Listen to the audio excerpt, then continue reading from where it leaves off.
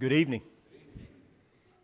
I found out about that fellowship meal next Sunday this past week as Blake was talking to me. He just mentioned it in passing, and I said this would be a good time for our congregation to play a joke and just have all casseroles.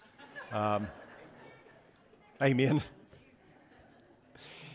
When it comes to the Baseball Hall of Fame, there are certain milestones that a player has to reach in order to be considered. So for like a batter, if he hits 500 home runs or has a 300 career average, if it's a pitcher, if he wins 300 games, that'll get you into the discussion. Those achievements will at least get the baseball writers talking about you being inducted. But some of the folks that have been inducted in the Baseball Hall of Fame have some glaring weaknesses. You can take Reggie Jackson, for example. He has 563 career home runs. He also has the most strikeouts of any player ever, striking out over 2,500 times. His career batting average is .262, hardly all that stellar. Still, we like the players that make a splash. We like the guys who can hit the ball a long way or throw it a long way or run it a long way. We don't care if they don't play a lick of defense as long as they score 50 points a night. And we don't care if they strike out a lot as long as they hit the ball to the fence a lot. We don't care if they throw the ball to the other team a lot as long as they throw it to their team a lot. When it comes to the spiritual realm, though, it's kind of the opposite. We tend to highlight the failures over the successes. We do it in our own lives. We see it with Peter. He would be an example of this, and other Bible characters that we tend to highlight their failures and forget about all the good that they did. And certainly we see that in the man that we're talking about tonight. But what we see throughout this series and throughout Hebrews chapter 11 is that failure is not what is highlighted in the lives of these great men and women of faith. What is highlighted is their faith. Look at Hebrews 11, 32 through 34. It says, "And what more shall I say? For time will fail me if I tell of Gideon, Barak, Samson, Jephthah, of David and Samuel and the prophets, who by faith conquered kingdoms, performed acts of righteousness, obtained promises, shut the mouths of lions, quenched the power of fire, escaped the edge of the sword, from weakness were made strong, became mighty in war, put foreign armies to flight." So there's Samson. There's his name right there in the Faith Hall of Fame, right next to these bulwarks of faith like Moses and Abraham and Noah. But if you know anything about Samson, he's kind of a jerk, wasn't he? That may be putting it lightly. He was arrogant, and it makes you wonder how in the world he ever got in. Maybe that's just me. But if you know the story of Samson, you think, really? The Faith Hall of Fame? If we were making a sports analogy, pretty good player, but Hall of Fame? But while Samson was a man of great physical strength, he was very weak spiritually. And the most important thing is that none of that really matters what I think about Samson. No matter what you think about him. What matters is what God thought about him, because he included him in the Faith Hall of Fame. And personally, I don't believe anybody that's mentioned there in Hebrews 11 is not in heaven. Look with me at Judges chapter 16, verse 1. It says, "Now Samson went to Gaza and saw a prostitute there and had relations with her." Now this is very telling when it comes to the character of Samson. This tells you something about this Faith Hall of Famer. This is just the beginning of Samson's downward trajectory. He made a series of bad decisions that led to his demise. Now understand, Gaza was 25 miles from Samson's hometown. Now assuming that Samson walked it, 25 miles would be about 52,800 steps. And understand this about Gaza. Gaza was the Philistine headquarters. Samson had no business being there. He was public enemy number one, so he's putting his life at risk. Why? Why would he risk his life to go see a prostitute? Well, do I really need to answer that? You know the answer to that, because you've done the same thing. Maybe you hadn't done what Samson did, but you've all been attracted to sin, or temptation has gotten the best of you, and you've taken steps towards it, even if you knew it was wrong. Sin is attractive. It looks good. It tastes good. It feels good. We talk about people struggling with sin. Sometimes people don't struggle with sin. They kind of like it. That's why they continued to do it. He took 52,800 steps in the direction toward destruction. And that's how it is for most of us. We don't ruin our lives with one bad decision. It's multiple steps. We find ourselves in spiritual chaos, one bad habit at a time, one bad decision at a time, one bad step at a time. Look at Judges chapter 14, verse 3. This also gives us some insight into the character of Samson. It says, "Then his father and his mother said to him, 'Is there no woman among the daughters of your relatives or among all our people that you go take a wife from the uncircumcised Philistines?' But Samson said to his father, 'Get her for me, for she looks good to me.'" It seems that Samson had some pretty shallow criteria when it came to choosing a spouse. Of course, his lust for good-looking women would bring turmoil into his life, of course. Samson's primary folly was his failure to live up to his purpose. In Judges chapter 13, it tells us that the barren wife of Manoah was mysteriously visited by the messenger of Jehovah, who appeared to her in the form of a man. The messenger informed her that she would conceive a son. The child, who would be called Samson, would be raised a Nazirite, and his role would be to begin the process of delivering Israel from oppression of the Philistines. And because of this special mission, young Samson would be blessed with great strength. Now, it's important to note that his growing hair would be a sign of his strength, but not the source. That's important.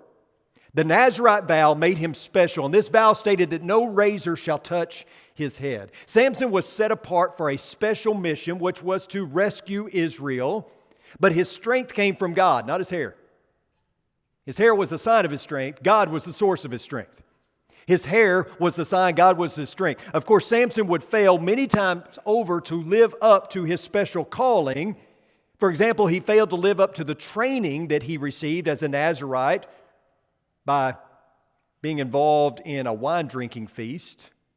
This was a big no-no for a Nazirite. Numbers chapter 6, verse 3 tells us that one of the tenets of a Nazirite vow was that they were to abstain from wine or strong drink. In fact, the Nazirites were not to even touch the skin of a grape. Samson also took honey from the carcass of a dead lion, another no-no. This violated laws concerning ceremonial separateness. Numbers 6 and verse 6 reads, "All the days of his separation to the Lord, he shall not go near to a dead person," so he violated that. But without a doubt, Samson's most notable career lowlight centers around his relationship with a woman by the name of Delilah. Let's go to Judges chapter 16. Starting in verse 4, it reads, "After this it came about that he loved a woman in the valley of Sorek, whose name was Delilah. The lords of the Philistines came up to her and said to her, 'Entice him, and see where his great strength lies, and how we may overpower him, that we may bind him to afflict him. Then we will each give you 1,100 pieces of silver.' So Delilah said to Samson, 'Please tell me where your great strength is, and how you may be bound to afflict you.' And Samson said to her, 'If they bind me with 7 fresh cords that have not been dried, then I will become weak and be like any other man.'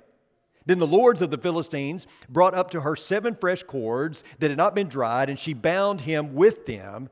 Now she had men lying in wait in an inner room, and she said to him, 'The Philistines are upon you, Samson.' But he snapped the cords as a string of tow snaps when it touches fire. So his strength was not discovered. Then Delilah said to Samson, 'Behold, you have deceived me and told me lies. Now please tell me how you may be bound.' And he said to her, 'If they bind me tightly with new ropes, which have not been used, then I will become weak and be like any other man.' So Delilah took new ropes and bound him with them and said to him, 'The Philistines are upon you, Samson.'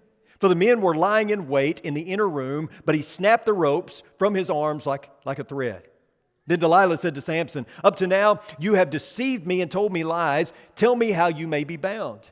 And he said to her, 'If you weave the 7 locks of my hair with the web and fasten it with a pin, then I will become weak and be like any other man.' So while he slept, Delilah took the 7 locks of his hair and wove them into the web. And she fastened it with the pin and said to him, 'The Philistines are upon you, Samson.' But he awoke from his sleep and pulled out the pin of the loom and the web. So Delilah kind of plays the role of Judas here a little bit, and she sells out Samson for some silver. In the beginning, at least, Samson isn't taking the bait.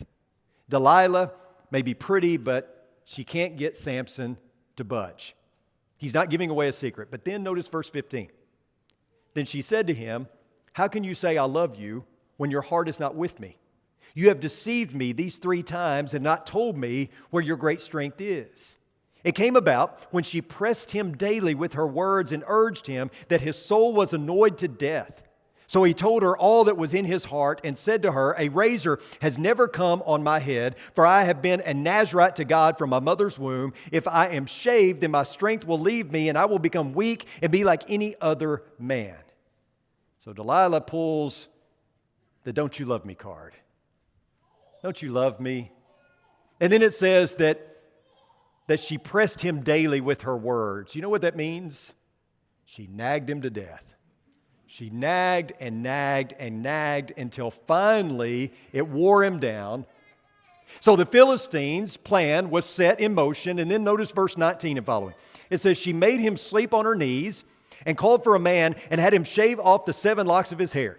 Then she began to afflict him, and his strength left him. She said, "The Philistines are upon you, Samson." And he awoke from his sleep and said, "I will go out as at other times and shake myself free." But he did not know that the Lord had departed from him. Then the Philistines seized him and gouged out his eyes, and they brought him down to Gaza and bound him with bronze chains, and he was a grinder in the prison. However, the hair of his head began to grow again after it was shaved off. Remember when I said that Samson's hair was a sign of his strength but not the source? Here's where I get that. When it says, he did not know that the Lord had departed him. Hair was the symbol of his vow, but his strength was in the Lord, the Spirit of God being upon him. In verse 23 and following, it says, "Now the lords of the Philistines assembled to offer a great sacrifice to Dagon, their god, and to rejoice. For they said, 'Our God has given Samson, our enemy, into our hands.' When the people saw him, they praised their God. For they said, 'Our God has given our enemy into our hands, even the destroyer of our country, who was slain or has slain many of us.'" So the Philistines are celebrating, they're cheering. Our God beat your God. Samson's God was no match for our God. The God that was supposedly a God of rescue, that was going to deliver Israel, couldn't even deliver Samson. They made fun of Samson and Samson's God by bringing him before the people and entertain them. The Philistines reveled in their victory as they mocked Samson and his God. But here's the turning point. Although Samson had messed up the plan, God was still working. And notice verse 28 and following. It says, "Then Samson called to the Lord and said, 'O Lord God, please remember me, and please strengthen me just this time, O God, that I may at once be avenged of the Philistines for my 2 eyes.' Samson grasped the 2 middle pillars on which the house rested and braced himself against them, the one with his right hand and the other with his left. And Samson said, 'Let me die with the Philistines.' And he bent with all his might so that the house fell on the lords of all the people who were in it. So the dead whom he killed at his death were more than those whom he killed in his life. Then his brothers and all his father's household came down, took him, brought him up, and buried him between Zorah and Eshtaol in the tomb of Manoah his father. Thus he had judged Israel 20 years. So Samson, near the end of his life, recognized that he had done wrong. He recognized where he had gone wrong. And realizing that his strength was in the Lord, he called on God to intervene. And in that moment, I believe that Samson finally understood fully his set apartness, if we could even call that a word. In his lowest moment, he agreed with God, with the vow, with his purpose. In his final prayer, Samson invokes 3 different names for God. First, you have Yahweh, the covenant name of the self-existent one. He designates God as Adonai, or Lord, which is suggestive of the sovereignty or mastery of deity over man. Then he uses the designation Elohim, God, which likely points to the strength or power of deity. Now, over in Judges chapter 15, verses 18 through 20, we see a glimpse, just a glimpse, of Samson's faith. It says, "Then he became very thirsty, and he called out to the Lord and said, 'You have given this great deliverance by the hand of your servant, and now shall I die of thirst and fall into the hands of the uncircumcised?' But God split the hollow place that is in Lehi, so that water came out of it. When he drank, his strength returned, and he revived. Therefore he named it En Hakor, which is in Lehi to this day. So he judged Israel 20 years in the days of the Philistines." Now, let's be honest here, okay? Even in his faithful moments, Samson still comes across as pretty arrogant and selfish, doesn't he? I mean, maybe I'm reading too much into this, but I feel like he's a little bit arrogant. It also seems based on the information that we are presented with, and that's a key. The information we're presented with, we don't have all the information perhaps, but it seems like the information we're presented with, that Samson lived his whole life as a defiant sinner, but somehow kind of snuck in at the back door at the end. He got into God's good graces in his dying moments. Although it does seem that he indicates some sort of remorse and redemption, but even that kind of feels like a reach, doesn't it?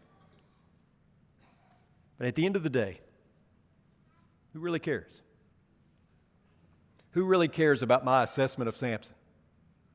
Who cares about your assessment of Samson? Because at the end of the day, we find him mentioned there in Hebrews 11, among all those others who are mentioned there, because of what? Not their failure, but their faith. Let's shift gears for just a second. I want you to notice Romans chapter 1, verses 1 and 2. Paul writes these words. He says, "Paul, a servant of Christ Jesus, called to be an apostle, set apart for the gospel of God, which he promised beforehand through his prophets in the Holy Scriptures." Now, remember that Paul didn't carry around a King James New Testament. He didn't have the Bible that we have. So any scriptures he's referring to are the Old Testament. The Torah, he's talking about, being a Jew. And being a Jew, his words and his way of thinking are connected to his heritage, and that influences his message. And when Paul or the other apostles spoke about Jesus fulfilling the prophecies, they meant that the Messiah fulfilled God's covenant with Israel, and Jesus is representative of God fulfilling his covenant. Jesus is merging both God and Israel. He is fulfilling God's promises to Israel to save and redeem them. He's also keeping up Israel's end of the bargain and being faithful to the point of death to their father. So Jesus brings to fulfillment the entire story of Israel. And this is where you start to notice some really cool things when you read the Bible that way. Take pretty much any story within the story of Israel, and you will see how Jesus is Israel's God fulfilling the story. And whether it be Joseph or Abraham or David or whoever, you can see how Jesus is similar to that person, but not really that person. And you see it with Samson. Similar to Judas, Delilah, sells him out for some silver. But Samson is a man of great strength. He had the Spirit of God. He had a miraculous birth. I mean, there's some similarities with the Messiah. However, Samson was also a messed up guy. He was not a flawless individual by any means, but the story of Samson leaves you wanting something more. It leaves you looking for something better, and that is a theme that we see play out over and over again with all of these so-called messiahs. All of these shadows, all of these figures of the one true Messiah, they all had some similarities to Jesus, but they certainly weren't Jesus. And so this theme comes up that we've talked about before, this better than theme. In fact, that's the whole theme of the book of Hebrews. There's something better than, and it's Jesus. He is better than all those who came before him. All the folks listed in the Faith Hall of Fame were flawed heroes, but Jesus is the ultimate flawless hero, the deliverer, the Messiah, the fulfillment of God's plan, and the completion of the story. And the encouragement we get from these flawed heroes like Samson is that God finds usefulness in what we would otherwise find despicable. He finds treasure in the trash. He's not willing to dispose of you or set you by the curb just because you messed up. He hasn't thrown you away. If someone like Samson can be used, if someone like Samson can find himself in the Faith Hall of Fame, don't you think that you can? I mean, that should be the biggest encouragement we receive from reading through these names, and especially seeing Rahab, Samson, people like that, is that if they can make it, certainly you can. But it starts with faith. And that is the signature trait of every one of these people. And not just any kind of faith, a faith in action. They all did something. They were all moved by faith. Abraham moved, Noah built, Moses led, Gideon fought, Jacob wrestled, Joshua marched. You see it? You see this theme? You got to do something.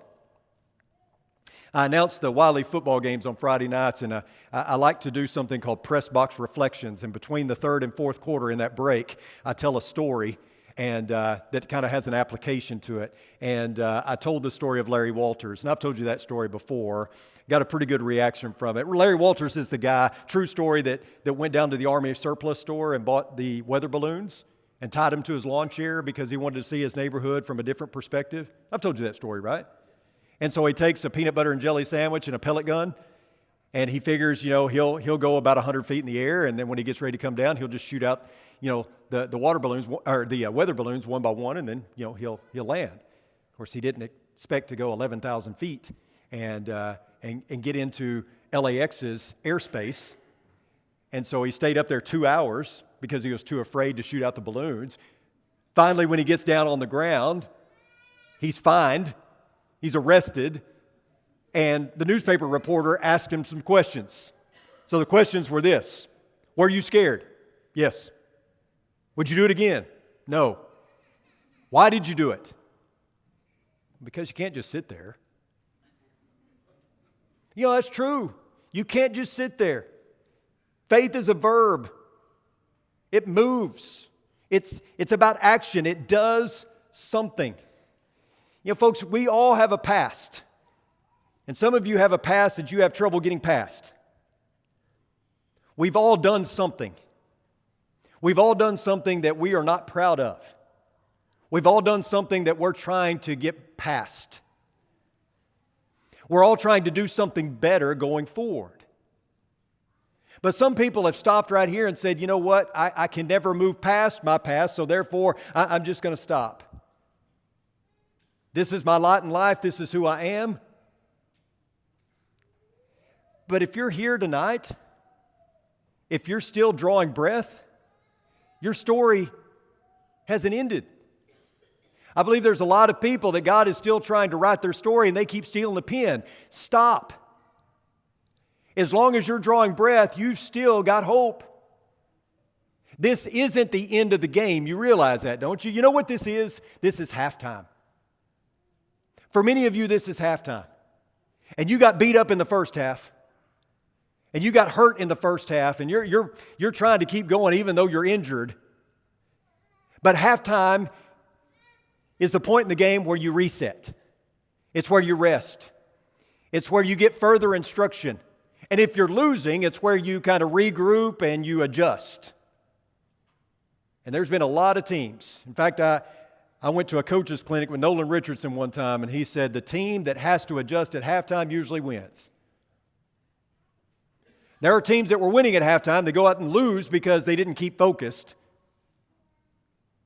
But if you use this time to reset, to rest, and to adapt and adjust, well, then you get to go out and win the second half. But the key is you keep doing something. You keep moving forward. You keep playing. Even if you're hurt, you keep going till the whistle blows, right? Because this isn't the last chapter. It is to be continued. This isn't the end. The whistle hadn't blown. The buzzer hasn't gone off. So you keep fighting. You keep playing. You keep going. You play till the whistle blows. This is halftime. Don't stop now. And don't consider yourself a failure, especially when you read names like Samson in the Faith Hall of Fame. There's very little about Samson. You really got to dig to find the faith. And yet there he is, next to Abraham, Moses, David, all those names. He made it. Don't you think you can make it? But you got to do something. You got to do something. You got to keep moving forward. You got to keep fighting. You know, here's the beautiful thing about heaven. The beautiful thing, the scary thing. It's won or lost right here, right now. People say, well, how could God send anyone to hell? God doesn't send people to hell. You send yourself to hell. You choose hell. At the end, when it's all said and done, God's going to give you what you chose all along. So if you've chosen to live your life in rebellion to Him, that's what you get for eternity. And if you've chosen to live your life for Him, even if you've messed up along the way, well, He's going to give you that. Eternity with Him. Heaven is won or lost right here, right now. So why would you quit? Keep fighting. And I'll see you in heaven. If you have a need, why don't you come as we stand, as we sing.